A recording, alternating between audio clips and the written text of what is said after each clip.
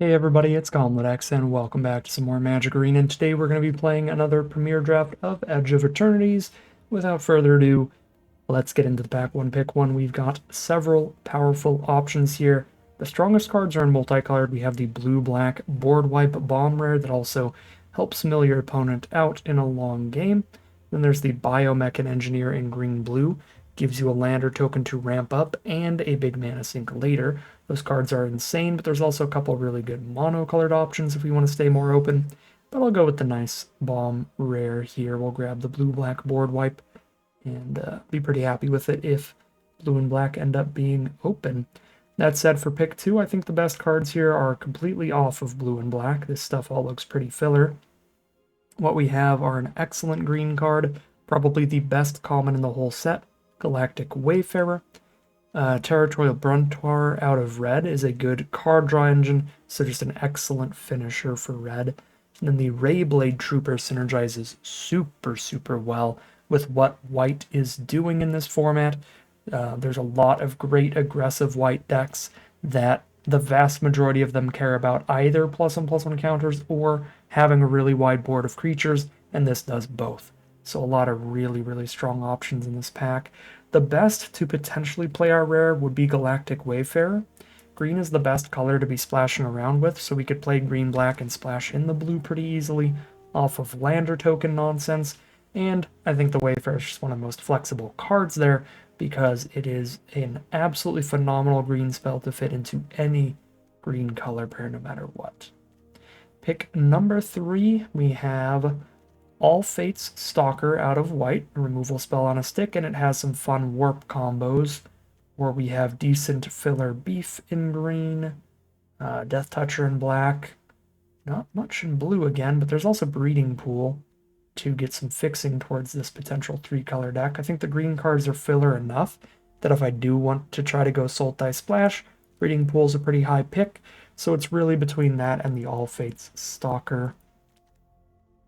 Should probably just stay open and take the Stalker here in case we get cut off of the blue and black, because so far it's very early, but we haven't seen anything exciting in those colors.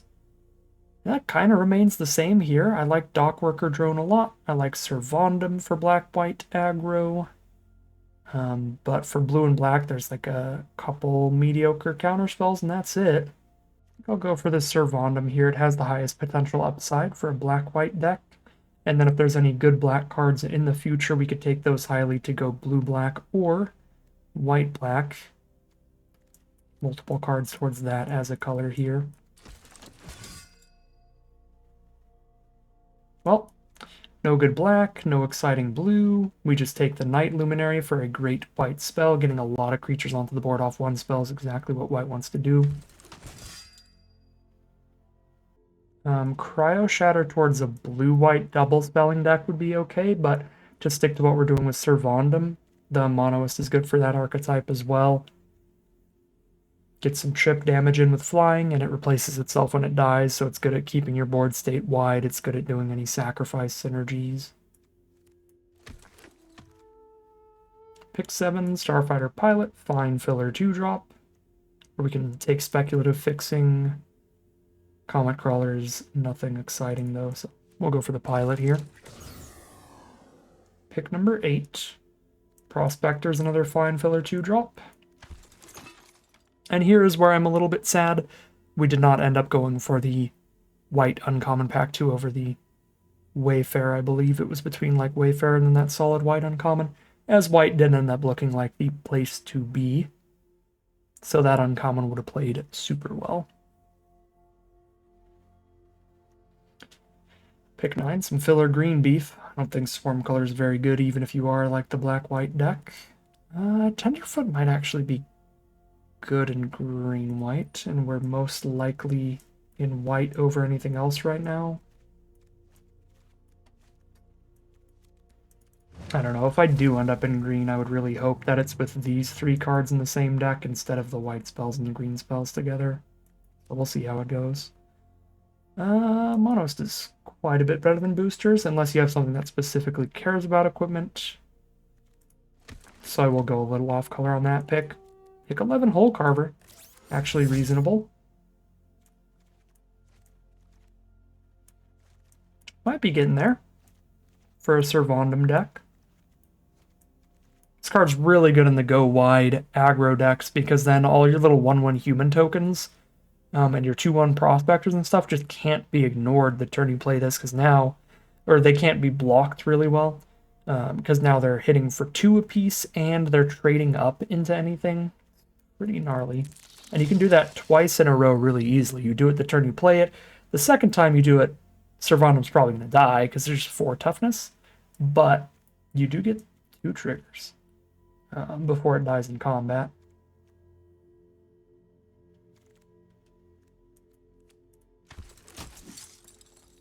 Okay, pack 2, pick 1.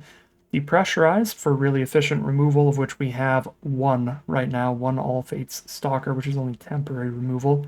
So this could be a pretty high pick for us. That said, this archetype definitely wants to get really aggressive, and we don't have the greatest curve for doing that right now. We have a 2/3 landfall beat stick here. 2 mana 2/3 is already a decent stat line, but it's a 3/3 any turn we've played landfall. It might even give us a lander token sometimes, so this is a really, really solid stat line for getting aggressive. I like Fell Graveship as well as a value play, but that's more for the grindier later game decks than this kind of aggressive black-white strategy. These 2 spells definitely better for that. I think I want to go for the Expansionist, but the lack of removal here is definitely a concern. Love Dockworker Drone. Been having a lot of good times with that card lately. Also a Virus Beetle, which is quite good too. We don't currently have any specific combos, but if we get ways to sacrifice creatures for value or ways to pick them up and recast them later, that'd be pretty good. I guess I've got 1 combo. The All Fate Stalker is certainly a combo with the Beetle. Beetle does have more potential upside if we find synergies for it. All of the Dockworker Drone synergies, or most of the Dockworker Drone synergies, are with like green-white uncommons that we're not going to be playing here. Another Prospector.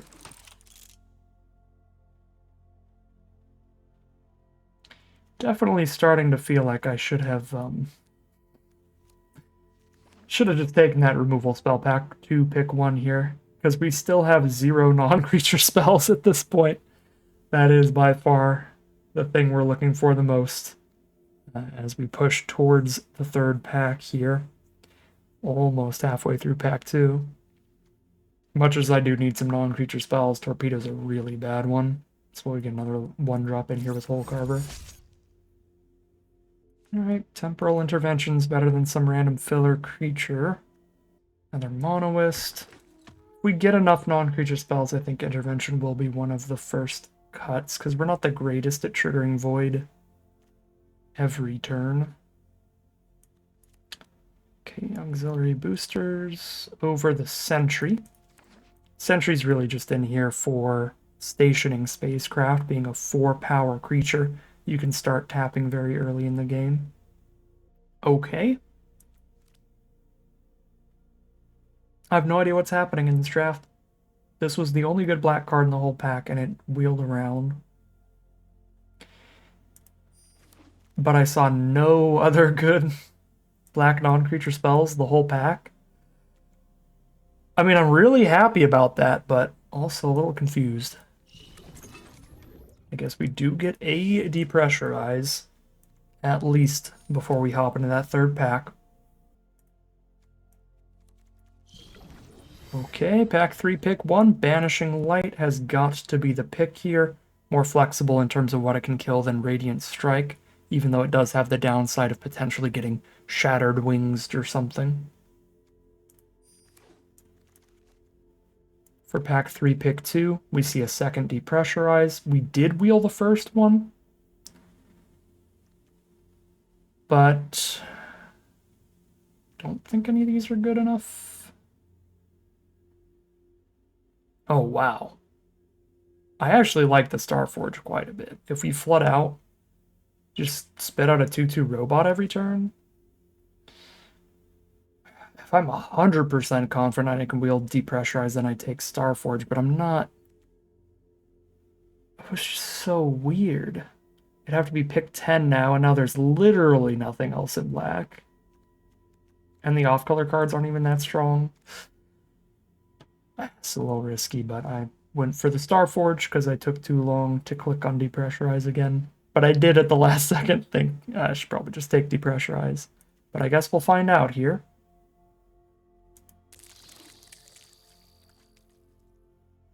Focus Fire is an awesome one, especially in a deck that had literally nothing but creatures until halfway through the second pack.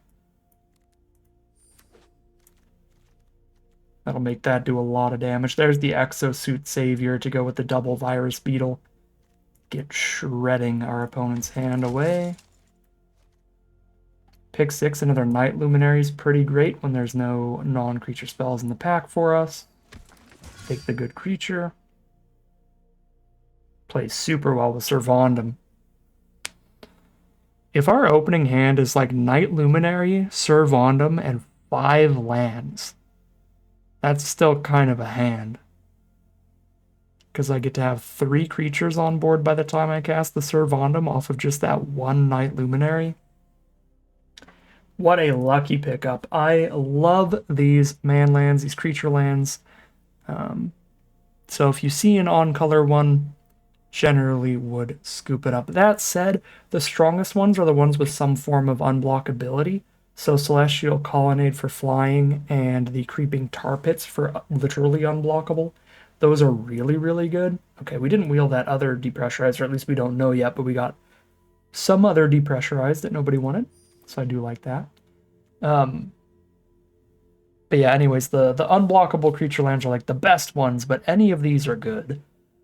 Because, I mean, you don't have access to any other dual lands in this set except these off of the bonus sheet. And the ability to get some value as creatures out of these when you're flooding out is really, really nice. But I would classify Celestial Colonnade and Creeping Tar Pit, the ones that can get damage in even through board stalls, I would classify those as borderline bombs. And then the other ones are just good, like Shambling Vent. And like the green-blue one that becomes like a dirtly hexproofer. Got really lucky in this third pack. We found exactly what we needed. We got a couple really good lands to help us if we're ever flooding out. And all of the interaction in the world, we did wheel the depressurize, I guess. Nobody likes that one. Everybody took all the other removal from us, though. The other black removal spells that might be, I was going to say arguably better, but are just better. Like the grab kills that can kill the big stuff. Those are certainly better cards, but what can you do?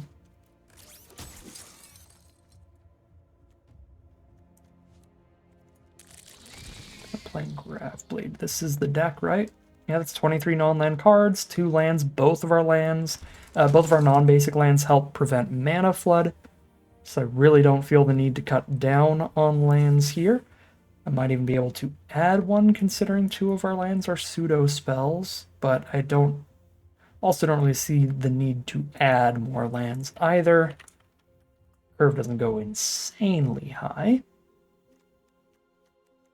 Yeah, pretty average mana curve here, not insanely high, not insanely low. Just do our basic 17 land deck here. Looks pretty good. Yeah, again, we really cleaned up in that last pack. We got like 5 pieces of interaction in the final pack, and 1 in pack 2. No rares, really. I mean, technically I have 2 rare lands, which are going to be helpful, but nothing balmy or anything.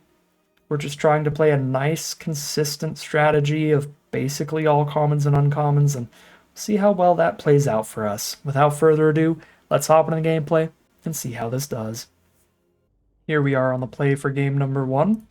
We're certainly not hitting for a lot of damage, but we are grinding things out in terms of card advantage off of all the Virus Beetle combos in the deck. 2 Virus Beetles, so even if one randomly dies to something, we'll have the second one around to combo off with these other spells. We can pick them up and then recast them, or we can just flicker them with the Warp ability on All Fate Stalker. Should be really rude. I really need to remember to change my pet in my sleeves. Saying I was going to do that like a couple events ago. A couple drafts or seals ago. Our opponent was on a mulligan to 6 here, I think. So having the virus beetle shenanigans against theirs is going to be really rude.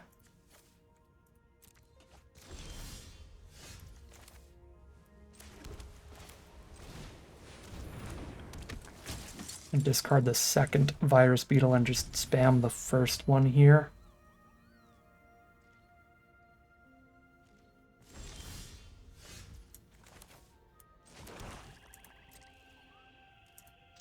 Some kind of weird reach trick or removal.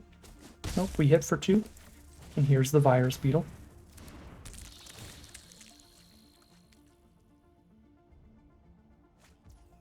And here's the virus beetle again.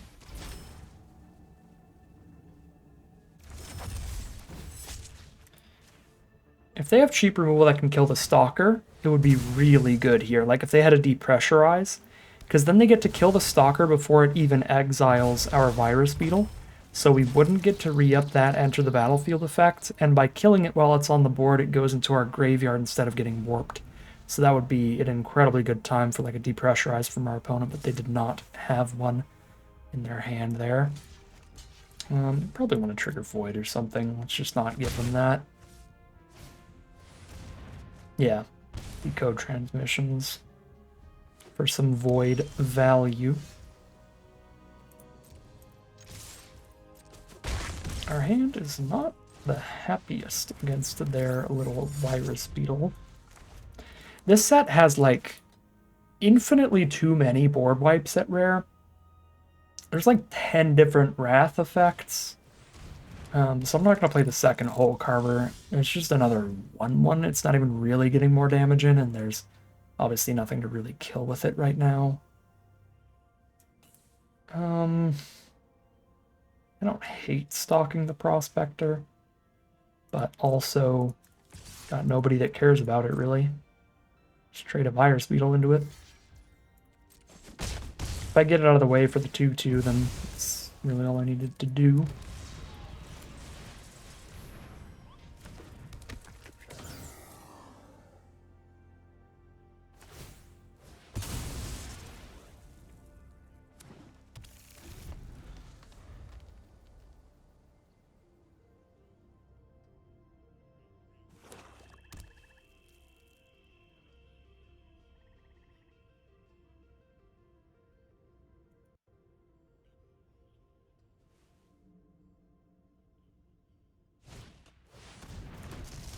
There's a good target for our Death Toucher or our Focus Fire or our All Fates Stalker. Let's go for the Stalker here and get damage in, and we even have the open mana to where if they have the depressurize for the Stalker, we have the secondary way to kill that without losing a creature.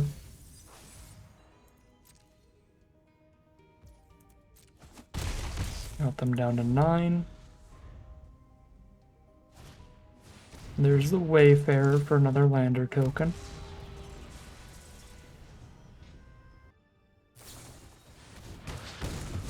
Diplomatic Relations are flyer.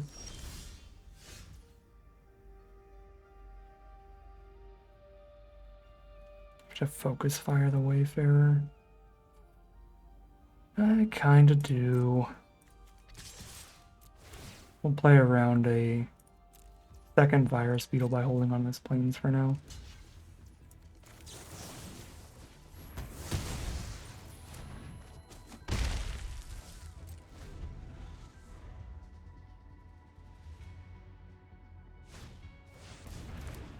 Agrarian.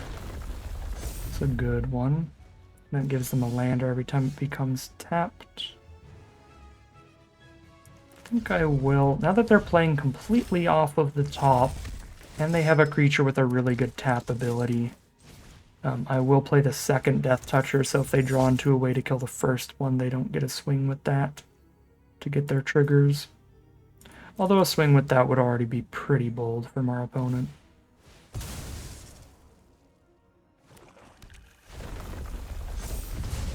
Our signpost uncommon, our Knight that gives everybody +1/+0 Death Touch would just be like a kill here.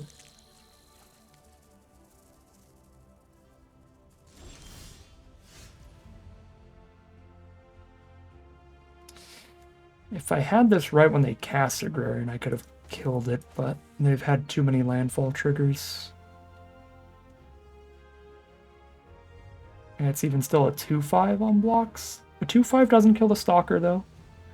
2/5 does not kill the Stalker, so I can make it so Stalker doesn't die on an all attack, and then I get to kill the Virus Beetles and go wide in the future. Guess it's probably fine to spend a card to do that.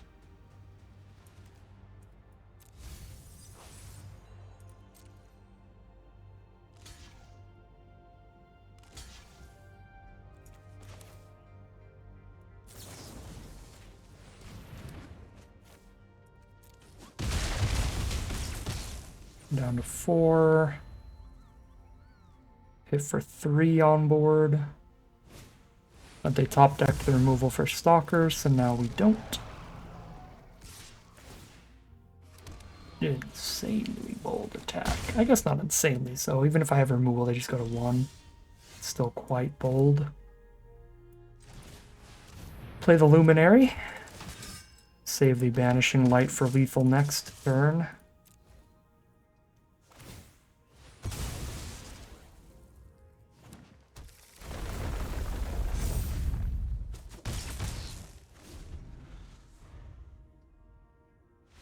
Alright. Did get a victory there in the end, but not as commanding of a lead as you would expect from them mulliganing and then getting like triple Virus Beetle.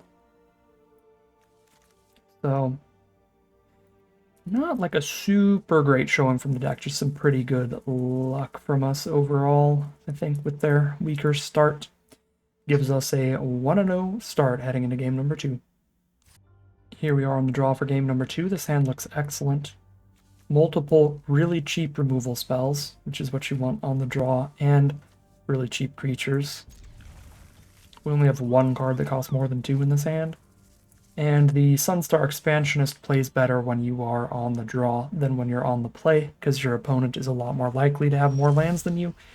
If each of you draws lands up till turn 3 naturally, then you just get to play the Expansionist on your turn 3 and get a lander token. They don't have to ramp at all for it to work out for you.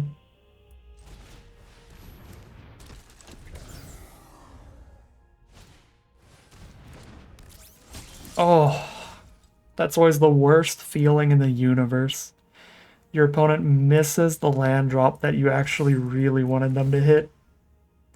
The one time you want your opponent hitting all of their lands.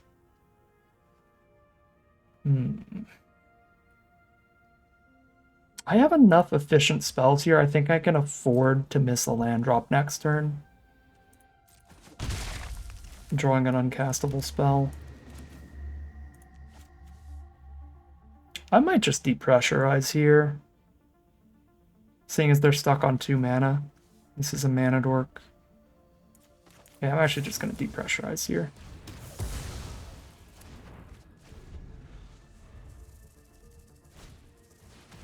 Okay, well, that plays pretty safe for them.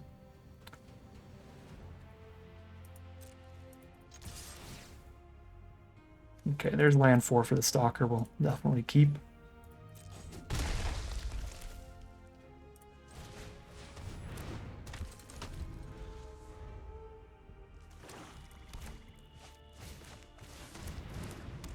There they go, and then ramp into the scan ship. Draw 2, discard 1. Oh, weird. Okay, so it's mana for 1 for artifact spells or 2 for artifact abilities. That's a super, super weirdly specific mana dork. So, Monoist and a Hole Carver or Stalker the Operator.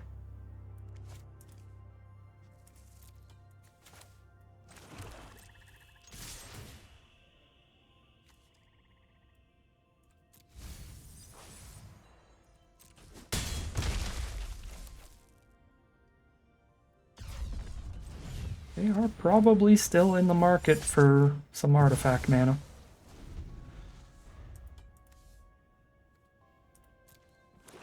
Seen nothing but artifact spells from them so far. There's a non-artifact spell.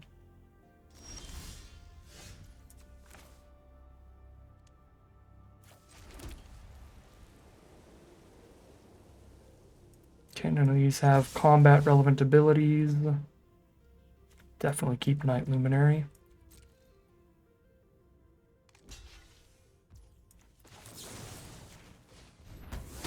It's just one of the best deal damage to an attacker blocker spells ever printed, honestly. The first, like, all of the early access drafts, basically, I, like, never looked at or really played that card at all, because I'm so used to these being so bad, but this just consistently does, like, 5+ damage for 1 mana in this set.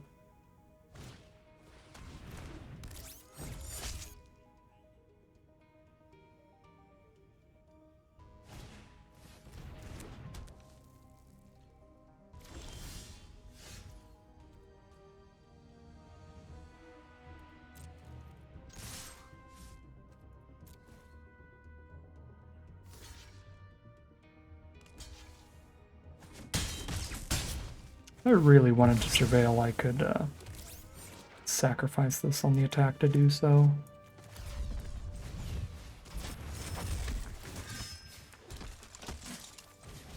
See if we get hit by one of the 10 board wipes, or if we win this game. Even if we get hit by a board wipe here, we're left with a 2/2 on the board immediately, and then a 3/2 and a 1/1 next turn. So our deck's a bit resilient to non-exile board wipes because of all of our monoist type cards. We also have a land that can keep making a creature every turn, which is very nice.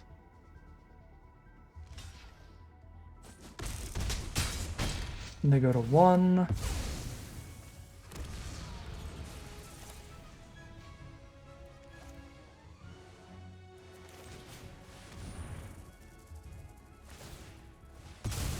And let's see if they got the wipe. Actually, they're just dead if they do, because our single 2/2 finishes them off for that last 1 point of damage.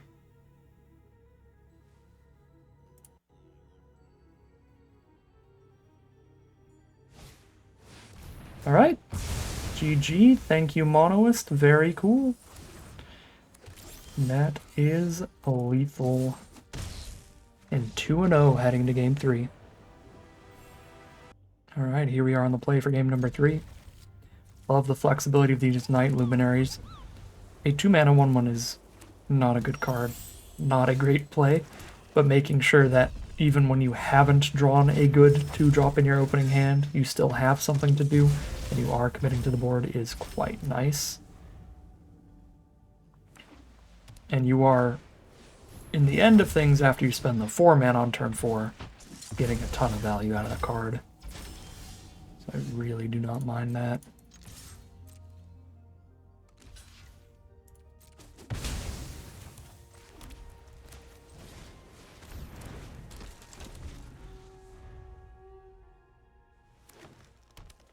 Green-white is our opponent's deck here, so an aggressive mirror match.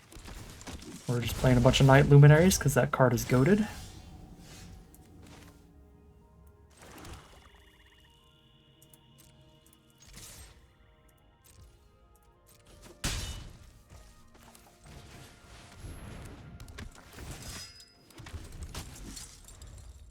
One of the things that's really nice to keep in mind that we talked about earlier is, say somebody warps something, that would be a really good cast for them later. You kill it on the first time they play it, they won't be able to cast it later. So depressurizing a warped-in Night Luminary on turn 2 is something you can do when you've got the mana up for that. That can be worth it.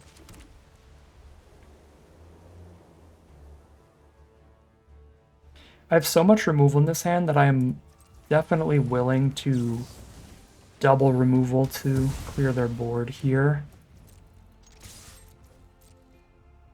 I still have a leftover removal spell after all that. No blocks.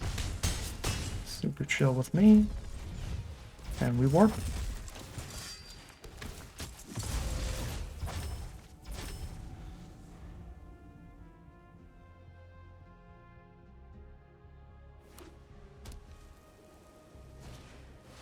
Left blade enhancer, that explains the no blocks. Juice those things up to 2/2s, so they only have to trade one off to get the luminary off the board. Green-white, of course, a lot of +1/+1 counter synergies off of their gold cards and some of their overlapping uncommons. There was a close encounter on our 3/2, and they're going for it? Okay, they're going aggressive here, not even holding one back. Chill with me. Very much got the lead in terms of damage output here, so we'll just keep that rolling.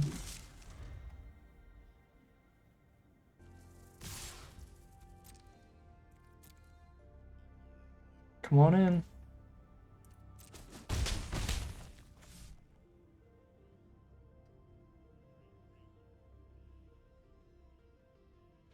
Board wipe out of the green-white aggro deck would absolutely demolish me here.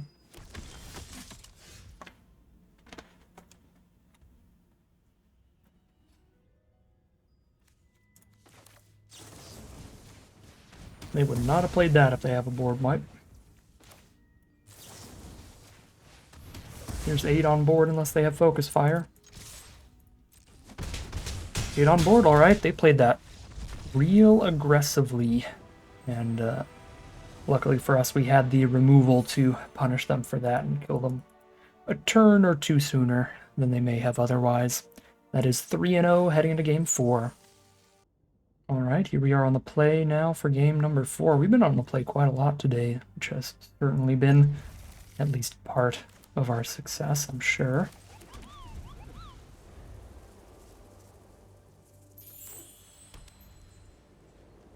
Another white deck.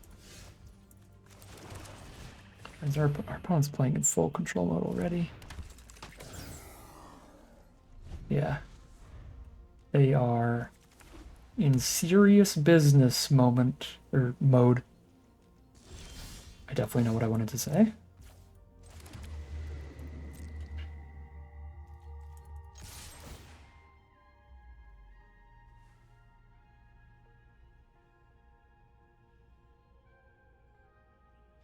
I wonder if I'll end up activating the Starforge a single time today.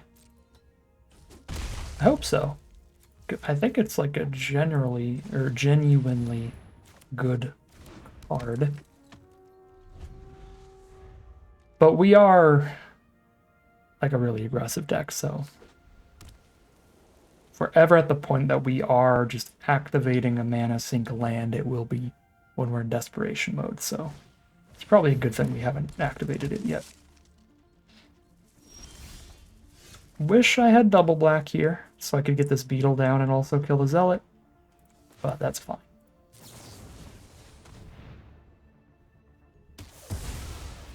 If I hit a 5th land, I can just play the beetle and the savior in the same turn instead.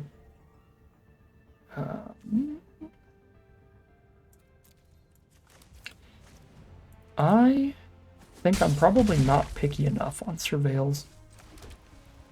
I'm just too happy with this deck. I just see a monoist, I'm like, yeah, I'll do more flying damage. Join us, man, come on. I don't need a 5th land for this combo, I'll just play more monoists. We're chilling. They could have the indestructible trick here on the attacks. I don't even get a damage in anyway. I think I'm going to hold off rather than spewing out focus fire, since all the damage I'm going to get for pretty much the rest of this game is going to be in the sky anyway. I don't think I need to like throw a focus fire out of this Adepts when it could be blown out by the 1 mana white indestructible trick. That is an uncommon, so it'd be somewhat unlikely, as opposed to a common combat trick, but there's just not a huge benefit to focusing the Adepts out of the way on attacks.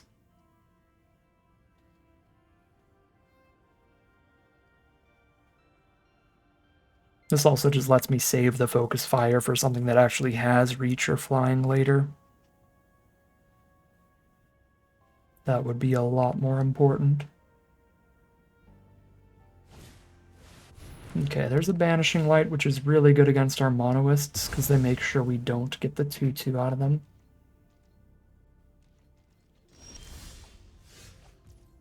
Here's the Virus Beetle Exosuit Savior combo turn.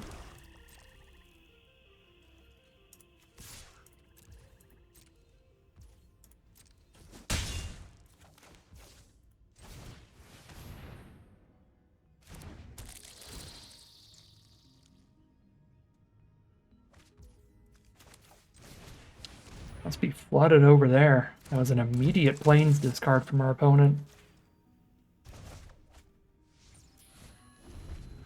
Leaves me wondering as well if they are full mono-colored here.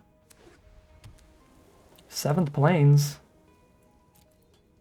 They are either mono-colored or very unlucky with their land draws this game. I literally said at the very start of this draft that I need to swap my pet and my sleeves in between games, and then just didn't do it. That's very funny. Ooh, Enhancer's real nice with a double striker like the Adepts. Alright, well, Beetle's gonna get the last card out of their hand, which is cute. Let's just rip it out immediately, in case it's a 0-mana combat trick.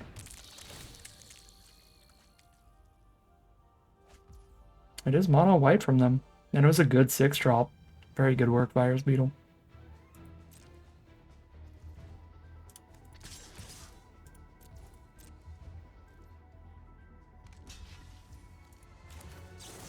Alright, they're playing off the top.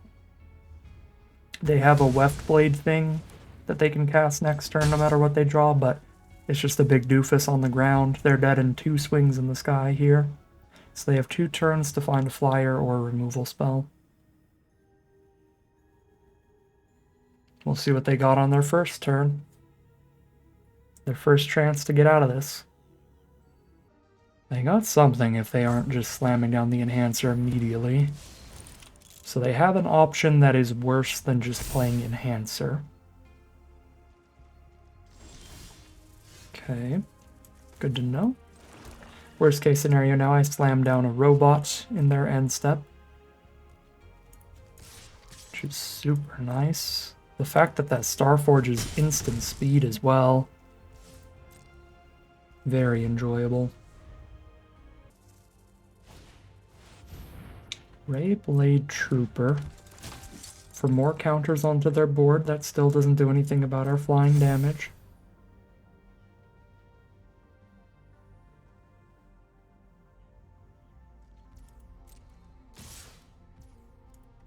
Jump with the Virus Beetle. Go to 16.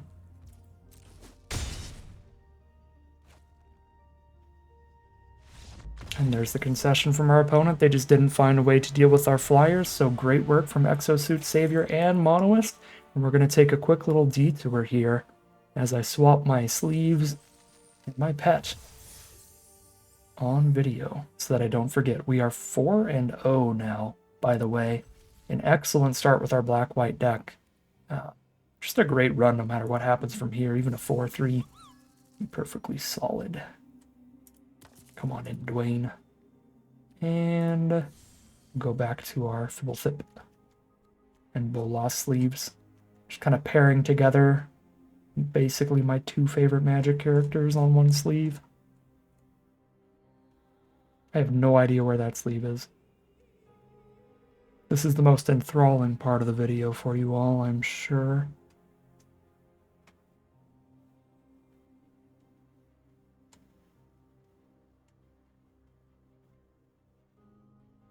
Oh, there we go. So many sleeves, it's easy to pass through. Alright, we're back to Magic the Gathering Cosmetics mode. And we're back in the gameplay for game number 5. Alright, here we are for game number 5. We have both of our only 5 drops in this opener. And none of our 2-mana or 1-mana creatures. And it's a 2-lander with 2 5-drops. There's certainly risk here. We're on the draw, which makes us more likely to hit our lands a turn sooner than we would on the play, which helps a little bit. And I really only need 1 land drop to start playing some threats, and I have multiple cheap removal spells to defend myself until then. So there's certainly risks to the hand, but it also helps mitigate those risks with the efficient removal, and we'll keep it. Ray Blade Trooper. Okay. Could kill this so they can't recast it later. Or I can just kill the companion. I think I'm just going to kill the companion.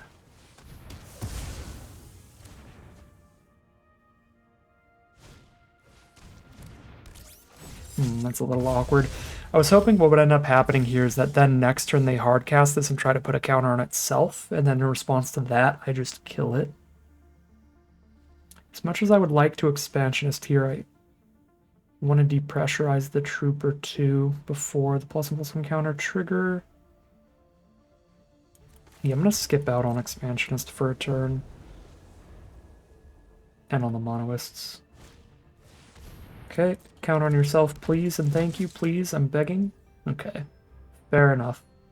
Good play from our opponent. But I will still just kill the Trooper.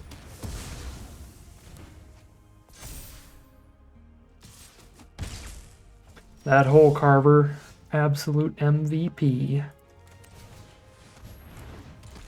Without the Hole Carver, they would not have had the creature for the Trooper. Value there.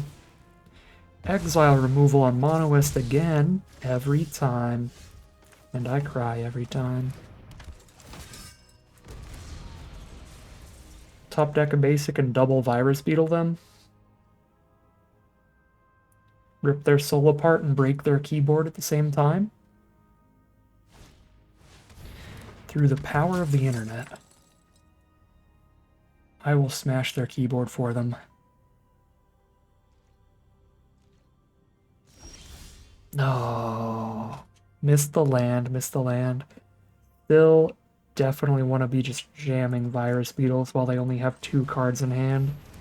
We know those are good, and they are not just like extra lands sitting around.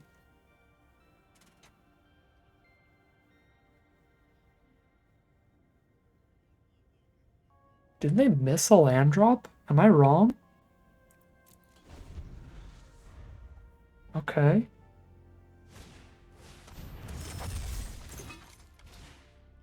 They skipped a land drop to play around Virus Beetle. That's wild with like 6 drops in the deck. Okay. I mean, weird, but it does still work out. Making them discard the land still worked because it keeps them away from the 6 drop and the 5 drop. I might just be really bad at math here. They might have never skipped the land drop. But I thought for sure they did, so that we knew there wouldn't be a land in hand there. Still pretty far from 5 mana. We'll drop the boosters and keep the lifelinker, the Servandum. If we deal with their flyer, we're under no pressure for a long time. So that feels like the play.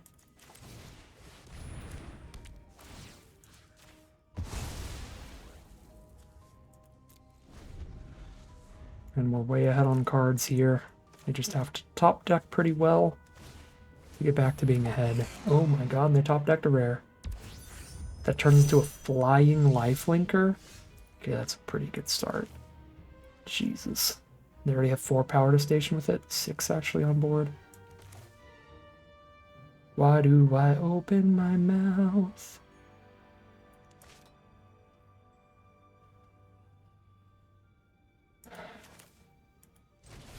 Servandum is our quickest way to start pressuring them, so I'm going to play towards him by cracking the lander here.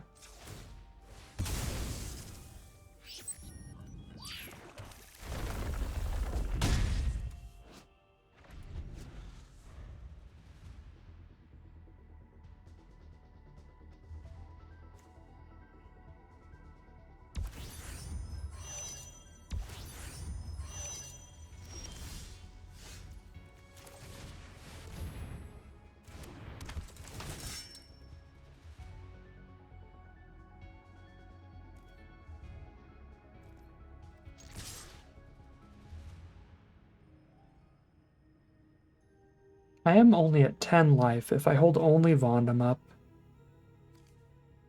pretty sketch.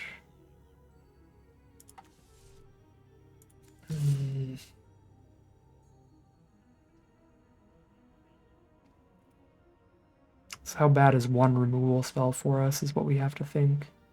They go one removal spell, hit for 6, it's still not lethal. If they want to attack us with this, they have to tap the 4/4. So they hit for 5, attacking with these two. Yeah, I'm gonna go all in here. To try to outrace them gaining back some life quickly here.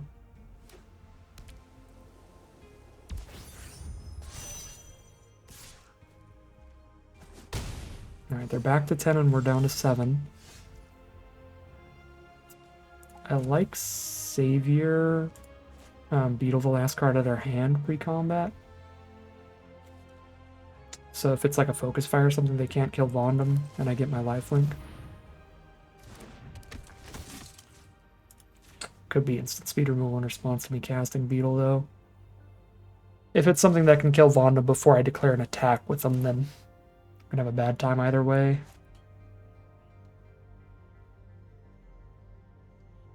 If I had one more mana to hold up this focus fire against the frigate, that would be so good. Okay, let's just move to combat.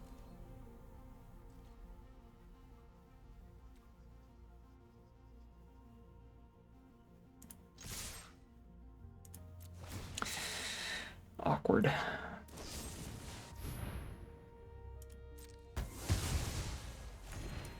Virus Beetle play would have worked out.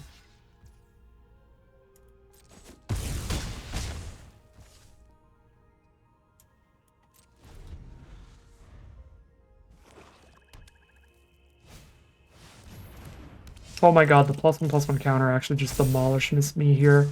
The fact that they top decked the land after that literally just wrecks my soul. Wow. Yeah, no, we get the worst of both worlds for that. Oh, this game was so winnable. I punted it for sure on that one.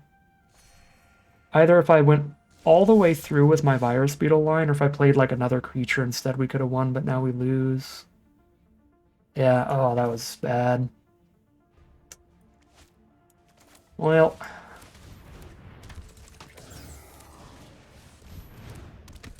that's rough. They had to have top decked the land for that to have gotten the full punish on us there. Alright, I still have a lot of removal in here, so we have a chance. It's not a great one. But we would have literally just won the game by now. If we played it either of the other ways.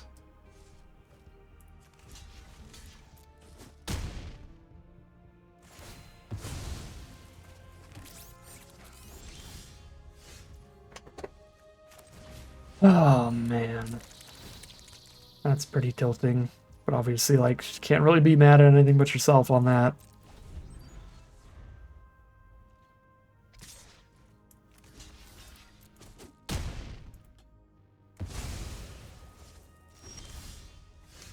Jesus.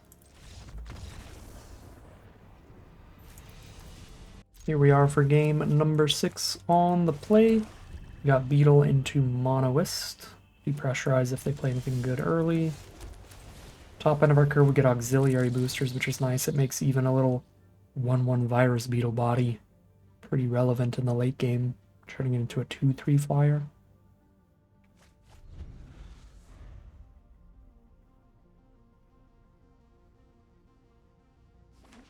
It's a black-white mirror match here. They drop the dock worker drone.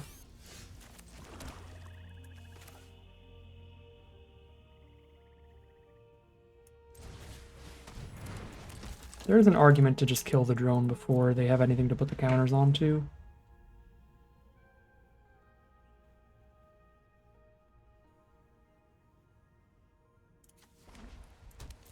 Got a mono-white opening hand, a second dock worker drone, and an honor. Okay. 5,000 +1/+1 counters have entered the chat. That's a pretty phenomenal start.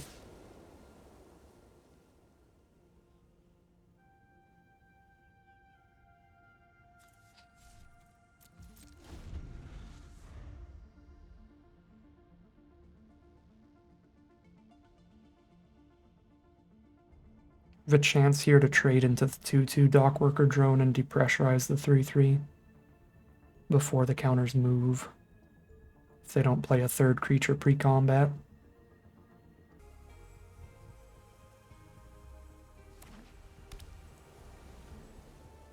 Fourth Plains.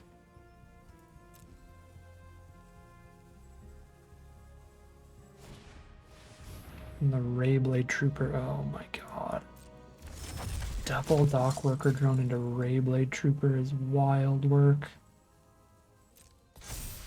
Yeah, Jesus, it's just a nightmare. What else to say about it?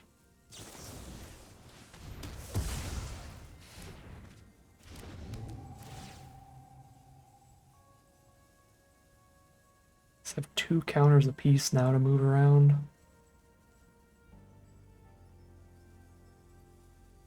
And there's the Surveil 2 from the Wormwall Sweeper to find the black source off the top. Mill their way towards it.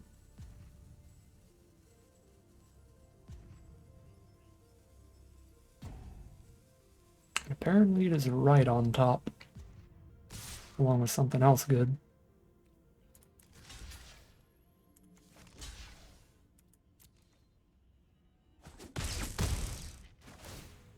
Let's get rid of all 4 of these counters before any shenanigans show up.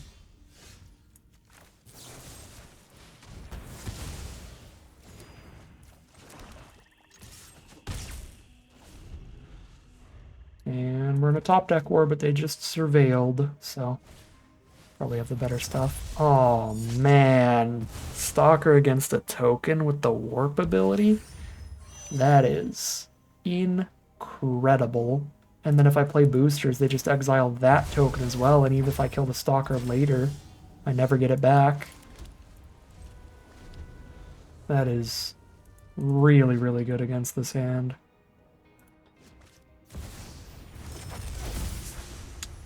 And then here comes a great mythic rare as well.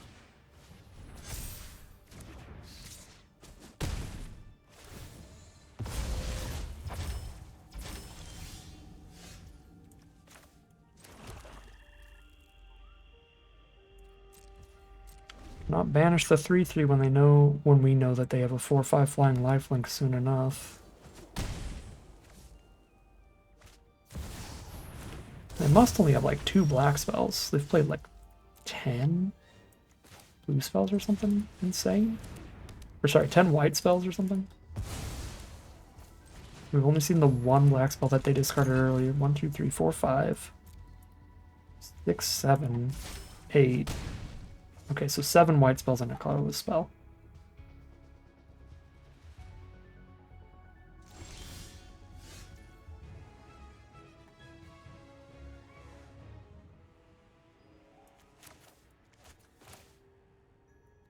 I do not got much of a choice at this point, do I? So, at least... at least I get to move the equipment to our other creatures they have to kill. Our token with the Stalker and also kill Prospector to stop us from blocking the Sweeper.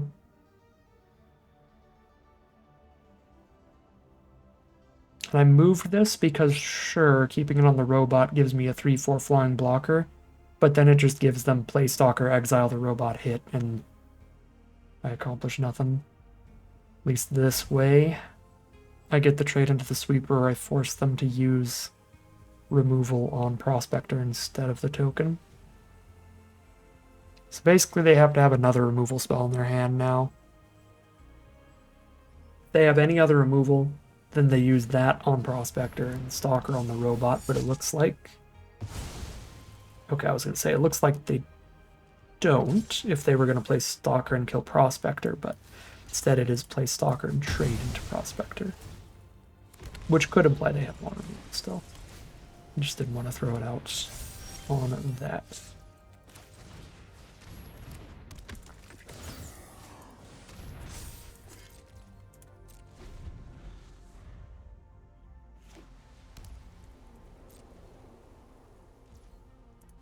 might be stable. I mean, we are stable for now.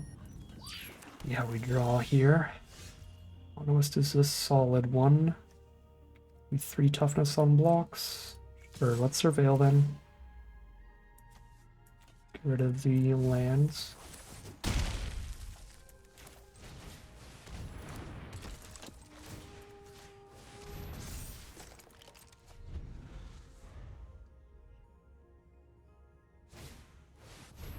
Another Banishing Light. Half our life total, we go to 4.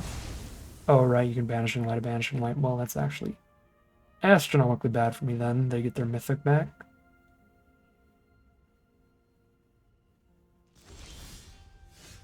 And we still draw the Swamp anyway.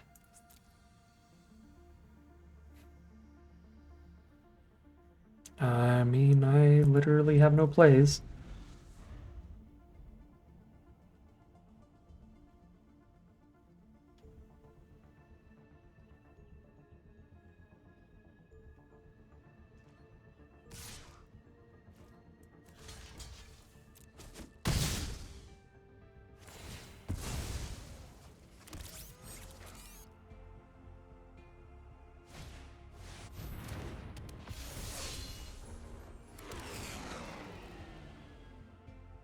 Apparently I should have drafted some rares.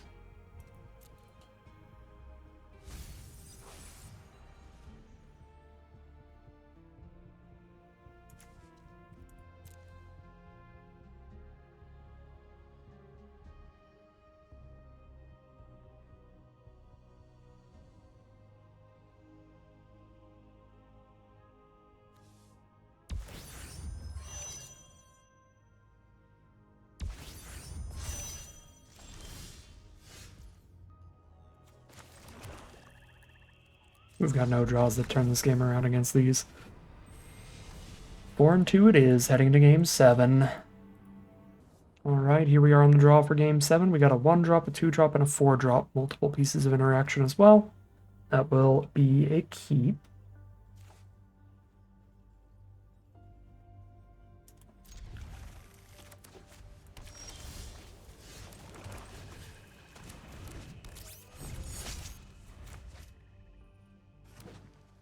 Playing against green-white. They're on the play, but nothing to play turn 1 or 2.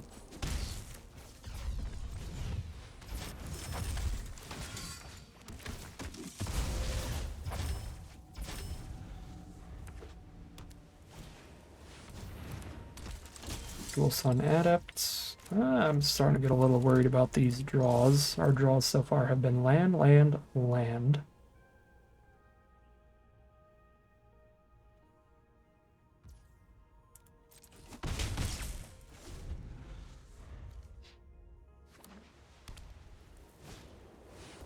Ice Cave Crasher, get the 4/4 trample. There we go, we found a spell. Ice Cave Crasher. Just drop Luminary Pass. Hold up our Death Toucher for the Trampler. And let's just not interact with the Double Striker for now. Because the Double Striker is just so risky to deal with. Because of how far combat tricks go when you're tapped out.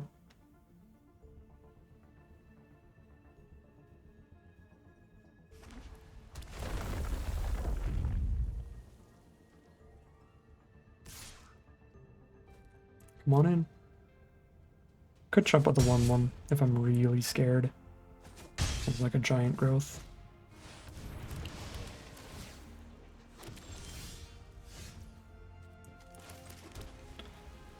We don't want to see flying on that adept, that's for sure. But also a huge fan of exiling tokens with the Stalker. I can do that off the warp. So I can warp and then Banishing Light the adepts. They only have the Trampler now. I could hold up the Focus Fire.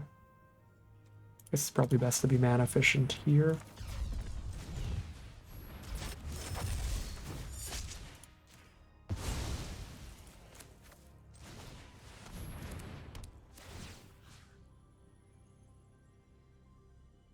Get some damage in if I kill the Crasher. at the cost of chumping with a soldier.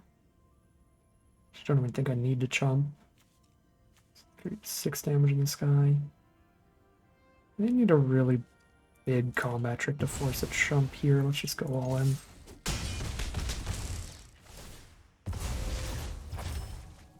If they have a way to get +5 to the adepts, we're dead.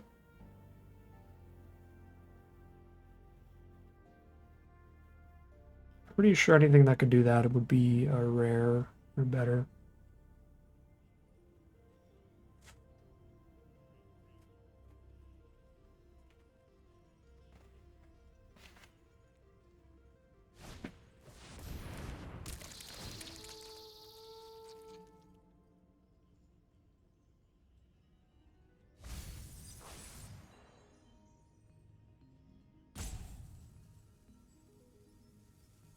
So they play a Thawbringer, Surveil away a 2-drop, throw the boosters onto the adepts, hit me for 6. Cool. So we can Stalker the Thawbringer and focus fire the adepts.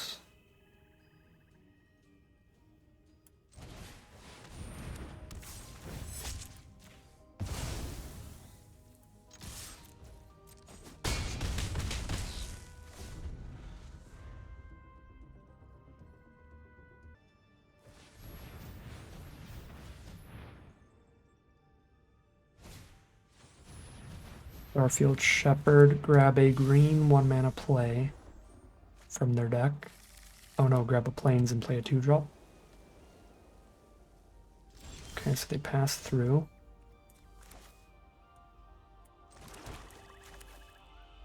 I can warp this and play both of my other spells. Very nice.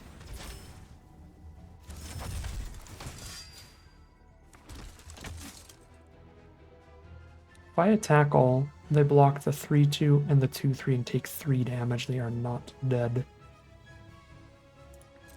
So everybody but Stalker gets in then.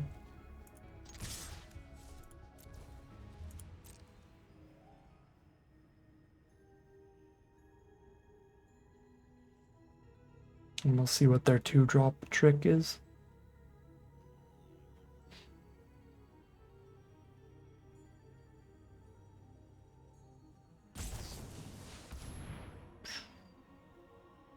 Two-mana instant speed removal.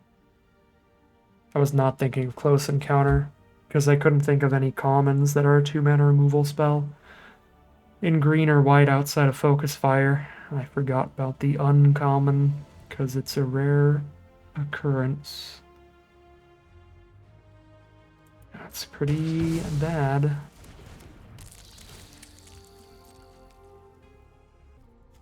They're protecting adepts from Focus Fire, but if they don't have a way to give it Vigilance, it'll still die to Radiant Strike.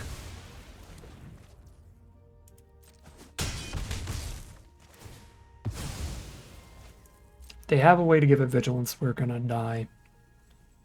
But that feels quite unlikely. I assume they're just gonna be bashing and play a combat trick for lethal. Or play some +1/+1 counters and then swing in for lethal.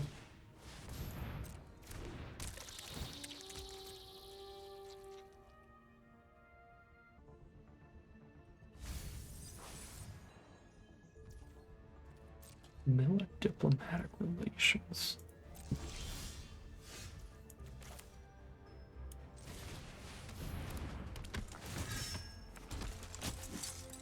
Well, they do need a creature to not die next turn. Oh my god. I tapped out a Radiant Strike. I'm bunting a lot today. I thought that I was still playing against Jesus Christ. For some reason I thought I was still playing against a Virus Beetle deck or something and just instinctually held onto a Plains.